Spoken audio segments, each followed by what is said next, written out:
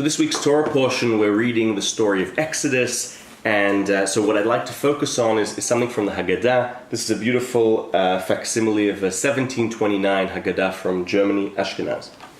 I'd like to focus on my favorite bit because I think it is the most important bit for me and one of Judaism's most innovative ideas. We are commanded, Bechol dor vador chayev adam lirot et atzmo, in each and every generation, each one of us is commanded to see himself and herself as if we left Egypt and to tell the story. Now, what's the innovative idea here? In the judicial system, usually, in order to witness a crime or something happening, you have to see it with your eyes, right?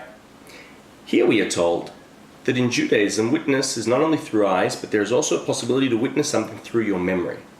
Now, how does that even make sense, right? This can't possibly work because what I witness, right? If I meant today in 2019 Israel to tell the story of Egypt and witness it through my memory, it's going to be very different to what a North African Jew in 1943 witnessed, to what an Ashkenaz Jew in the 13th century witnessed, and so on and so forth. All of these witnessings through memory are not going to be compatible. So how can they all be true? How can they all make sense? And I think this leads us to one of Judaism's most beautiful and powerful ideas, the idea of real redemption, and that is the idea of Shivim Panim LaTorah, that there are 70 faces, there are many different versions to the Torah. I think the idea of each and every one of us witnessing through our own memory what we think happened back there, coming together in a seder, each one telling their viewpoint, what are we achieving? We are achieving achdut, unity, the most important thing. When there is achdut, then Eliyahu and Avi will come, then there'll be redemption.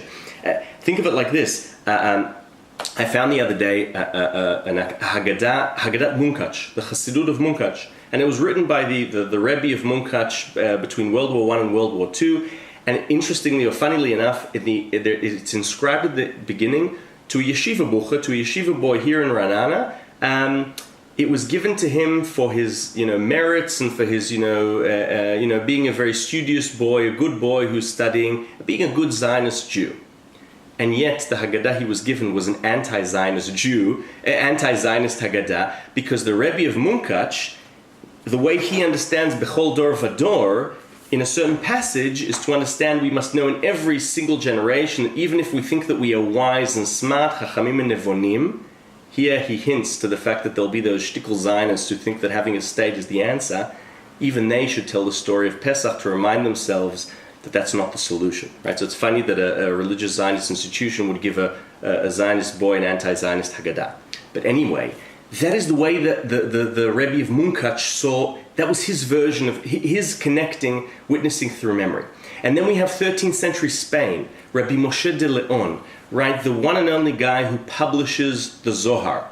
Do you know what he sees in Exodus? When he connects to this Bechol dor vador seeing, he sees something far more abstract. When he's looking at Exodus and he's tapping into witnessing his own memory, he sees the manifestation of the 10 Sfirot of the Godhead on earth, whatever that means.